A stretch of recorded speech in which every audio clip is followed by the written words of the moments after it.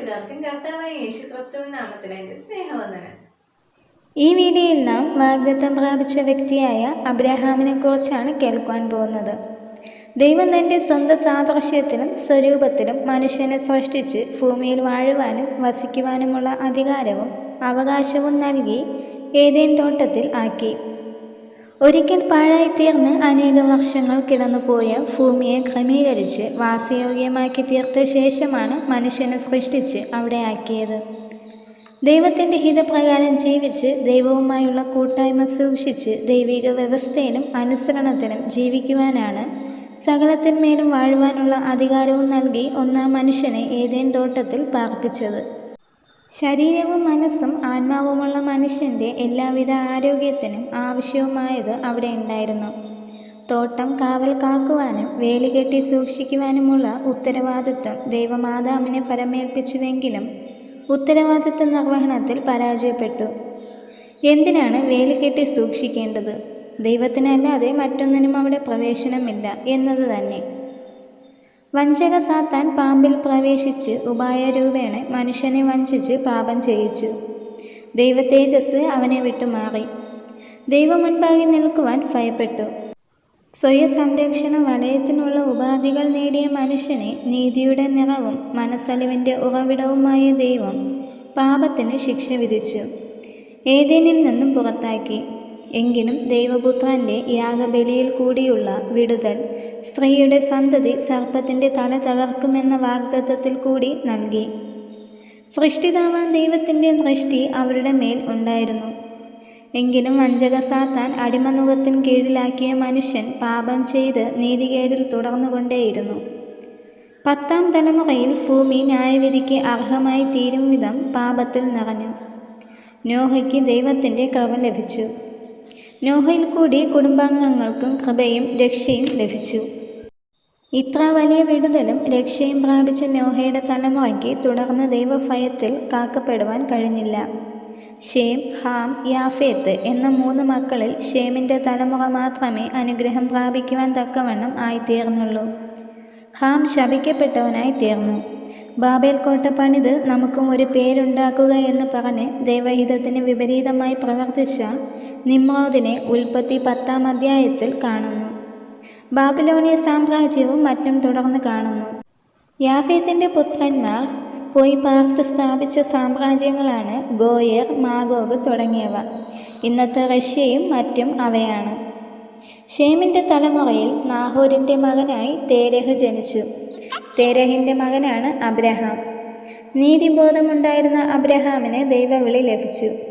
നീ നിന്റെ ദേശത്തെയും ചാർച്ചക്കാരെയും വിട്ടു പുറപ്പെട്ട് ഞാൻ നിന്നെ കാണിപ്പാനിരിക്കുന്ന ദേശത്തേക്ക് പോക എന്ന് തുടങ്ങി അനുഗ്രഹത്തിൻ്റെ വാക്കുകൾ ദൈവം അബ്രഹാമിന് നൽകി. അബ്രഹാം ആ വാക്കനുസരിച്ച് പുറപ്പെട്ടു. തൻ്റെ സഹോദരപുത്രനായ ലോത്തും അവനോടൊപ്പം പുറപ്പെട്ടു. അബ്രഹാമിനും ലോത്തിനും ആടുമാടുകൾ വളരെ ആയിരുന്നതിനാൽ ലോത്തിന് ഇഷ്ടമുള്ള ഇടം തിരഞ്ഞെടുത്തു കൊള്ളുവാൻ അബ്രഹാം നിർദ്ദേശിച്ചു. നീരോട്ടം അധികമുള്ള ഫലവത്തായ സ്ഥലം ലോത്ത് തിരഞ്ഞെടുത്തു. തുടർന്ന് സോദോം വരെ കൂടാരം നീക്കി അടിച്ചു. ഏലാം രാജാവായ കെദോർലായേമർ മറ്റു ചില രാജാക്കന്മാരും സോദോം രാജാവായ ബെരായോടും മറ്റു ചില രാജാക്കന്മാരോടും യുദ്ധമുണ്ടായപ്പോൾ സോദോമിൽ പാർത്തിരുന്ന ലോത്തിനെയും അവൻ്റെ സമ്പത്തിനെയും അവർ കൊണ്ടുപോയി. തൻ്റെ സഹോദരനെ ബന്ധനാക്കി കൊണ്ടുപോയി എന്ന് അബ്രഹാം കേട്ടപ്പോൾ അവൻ തൻ്റെ വീട്ടിൽ ജനിച്ചവരും അഭ്യാസികളുമായ 318 പേരെ കൂട്ടിക്കൊണ്ടു ചെന്ന് അവരെ തോൽപ്പിച്ച് തൻ്റെ സഹോദരനായ ലോത്തിനെയും സകലരെയും സമ്പത്തിനെയും മടക്കി കൊണ്ടുവന്നു. മടങ്ങി വരുമ്പോൾ ശാലോം രാജാവായ മൽക്കീസദേക്ക് അപ്പവും വീനും കൊണ്ടുവന്ന് അബ്രഹാമിനെ അനുഗ്രഹിച്ചു. മൽക്കീസദേക്ക് അത്യുന്നതനായ ദൈവത്തിൻ്റെ പുരോഹിതനായിരുന്നു എന്ന് എഴുതിയിരിക്കുന്നു. അബ്രഹാമിൻ്റെ അനുഗ്രഹത്തിൻ്റെ ശ്രേഷ്ഠ മർമ്മം ഇവിടെ കാണുവാൻ കഴിയും. തൻ്റെ സഹോദരനെ ശത്രുവിന് വിട്ടുകൊടുക്കുകയല്ല. ദൈവത്തിൽ വിശ്വാസവും ഉറപ്പും ധൈര്യവും അനുസരണവുമുള്ള അബ്രഹാം ശത്രുകരങ്ങളിലായിപ്പോയ തൻ്റെ സഹോദരനെ വിടുവിച്ച് മടക്കി കൊണ്ടുവരും വരെ സ്വസ്ഥത ഉണ്ടായില്ല. തുടർന്ന് അബ്രഹാമും ദൈവവും തമ്മിൽ ഒരു ഉടമ്പടിയിലേക്ക് വരുന്നത് കാണാം. ഉൽപ്പത്തി 15ാം അധ്യായം. അത് ഒരു രക്ത ഉടമ്പടിയായിരുന്നു. അതുവരെ മക്കളില്ലാതിരുന്ന അബ്രഹാമിന് തലമുറകളുടെ അനുഗ്രഹവും സമ്പത്തുകളുടെ അനുഗ്രഹവും വാഗ്ദത്തം ചെയ്തു. മാത്രമല്ല തലമുറ 400 സംവത്സരം പ്രവാസത്തിലായിരിക്കുന്നതും പ്രസ്താവിച്ചു. മിസ്രയീം നദി തുടങ്ങി ഫ്രാത്ത് നദിയായ മഹാനദി വരെയുള്ള ദേശത്തെ തന്നിരിക്കുന്നു എന്ന് ദൈവം അബ്രഹാമിനോട് അരുളിച്ചെയ്തു. ഈ 10 ജാതികളെ നീക്കി അബ്രഹാമിൻ്റെ സന്തതികൾ അവിടെ അവകാശപ്പെടുവാൻ സ്വർഗം ഒരു അധികാരപത്രം തന്നെയാണ് നൽകിയത്. ദൈവിക സംസർഗത്തിലും അനുസരണത്തിലും ദൈവിക പ്രമാണം അനുസരിച്ച് ജീവിക്കുന്നവരാൽ നിറയപ്പെടുവാനാണ് സ്വർഗത്തിലെ ദൈവം അനുവാദവും അധികാരവും നൽകിയത്. തങ്ങൾക്ക് ബോധിച്ച വിധത്തിൽ ജീവിച്ച് അന്യദേവന്മാരെ സേവിക്കുന്നവരാൽ നിറയപ്പെടുവാനല്ല സർവശക്തനാം ദൈവം കൽപ്പിച്ചത്. അബ്രഹാമിൻ്റെ പൗത്രനായ യാക്കോബിനെ ഇസ്രായേലാക്കി മാറ്റി വിശ്വാസത്തിൻ്റെ പ്രവൃത്തി വെളിപ്പെടുവാൻ ആരംഭിച്ചു. അബ്രഹാമിന് വാഗ്ദത്ത സന്തതി 100-ാമത്തെ വയസ്സിൽ ജനിച്ചു. പഴയ പാമ്പായ സാത്താൻ്റെ പ്രവൃത്തി എല്ലാ മേഖലകളിലും കാണുവാൻ കഴിയും.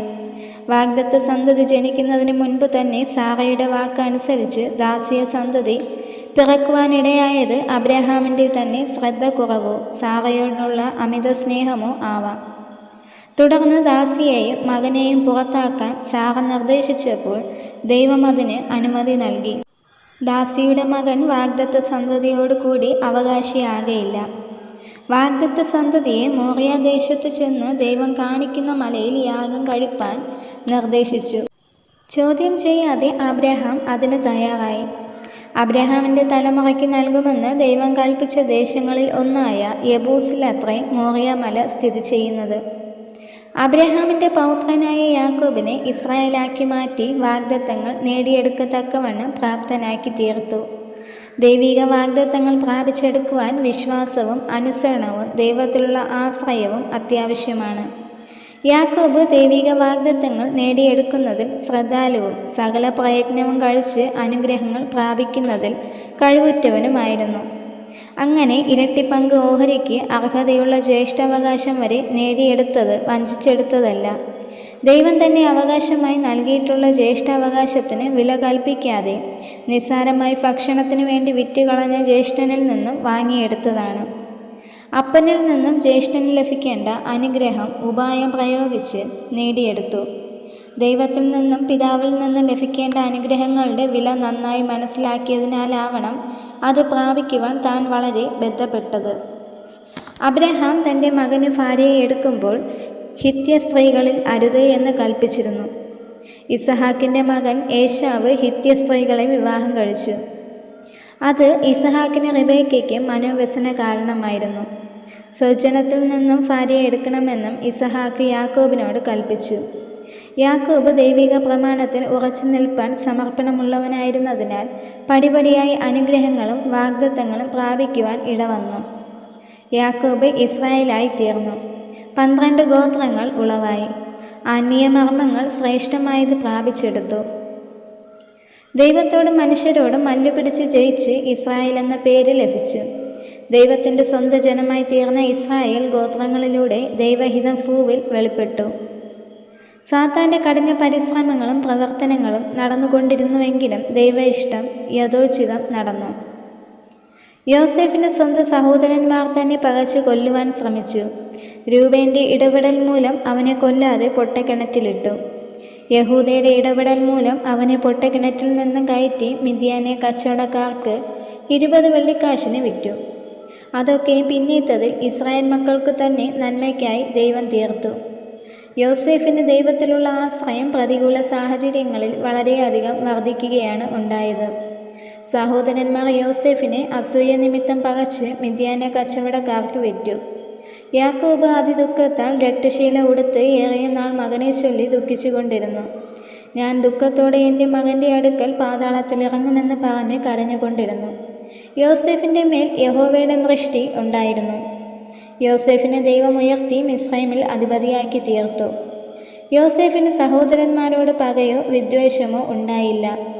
യോസേഫ് സഹോദരന്മാരോട് പറഞ്ഞത്, നിങ്ങൾ വ്യസനിക്കേണ്ട, വിഷാദിക്കുകയും വേണ്ട. ജീവരക്ഷയ്ക്കായി ദൈവം എന്നെ നിങ്ങൾക്ക് മുമ്പായി അയച്ചതാകുന്നു. ഉൽപ്പത്തി 45-ാം അധ്യായം 5-ാം വചനം. യാക്കോബും തൻ്റെ മക്കളും മിസ്രൈമിൽ സുഖമായി കഴിഞ്ഞ് അവർ വർദ്ധിച്ചു പെരുകി. ഇസ്രായേൽ മക്കൾ സന്താന സമ്പന്നരായി വർദ്ധിച്ചു പെരുകി ബലപ്പെട്ടു. ദേശം അവരെ കൊണ്ട് നിറഞ്ഞു. യോസേഫിനെ അറിയാത്ത രാജാവ് ഉണ്ടായപ്പോൾ മുതൽ ഇസ്രായേൽ ജനത്തിന് പീഡകൾ ആരംഭിച്ചു. അവർ മിസ്രൈമ്യ അടിമനുഖത്തിന് കീഴിലായി. ദൈവം അബ്രഹാമിനോട് കൽപ്പിച്ചതുപോലെ സന്തതി സ്വന്തമല്ലാത്ത ദേശത്ത് 400 പരം വർഷങ്ങൾ പ്രവാസത്തിലിരിക്കും. അവർ മിസ്രൈമ്യ അടിമനുഖത്തിന് കീഴിൽ കഷ്ടത അനുഭവിച്ചു. ദൈവത്തിൻ്റെ നിർദ്ദിഷ്ട സമയത്ത് മോശയിൽ കൂടി അവർ വിടുവിക്കപ്പെട്ടു. അവർക്ക് അവകാശമായി അബ്രഹാമിൽ കൂടി നൽകിയ ദേശം അവർ കൈവശമാക്കേണ്ടതുണ്ടായിരുന്നു. ജനത്തിൻ്റെ പിറുപിറുപ്പും അവിശ്വാസവും മറുതലിപ്പും വാഗ്ദത്തം പ്രാപിച്ചെടുക്കുന്നതിന് കാലതാമസം വരുത്തി. യാക്കോബ് മരണക്കിടക്കയിൽ ദൈവത്തിൽ നിന്നുള്ള അരുളപ്പാടുകൾ മക്കൾക്ക് നൽകിയതാണ്. യഹൂദയെക്കുറിച്ച് പ്രസ്താവിച്ചത്, അവകാശമുള്ളവൻ വരുവോളം ചെങ്കോൽ യഹൂദയിൽ നിന്നും രാജദണ്ഡ് അവൻ്റെ കാലുകളുടെ ഇടയിൽ നിന്ന് നീങ്ങിപ്പോകുകയില്ല. ഈ പ്രവചന നിവർത്തി ദാവീദിൽ കൂടി നിറവേറി. യഹൂദ ഗോത്രത്തിൽ ദാവീദും തൻ്റെ തലമുറയിൽ യഹൂദയിൻ സിംഹമായ യേശുക്രിസ്തുവും പിറന്നു.